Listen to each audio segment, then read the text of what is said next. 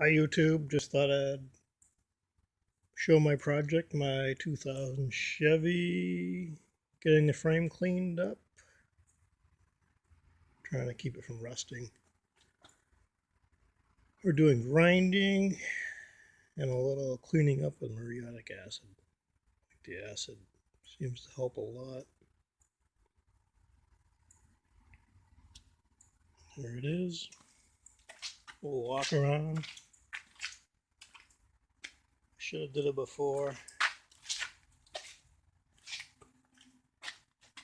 This side's gonna go a little more wire grinding before we put some primer on it. Just a little more cleaning up. Still has some of the original paint on. And hopefully we can keep this truck going for another 5 years.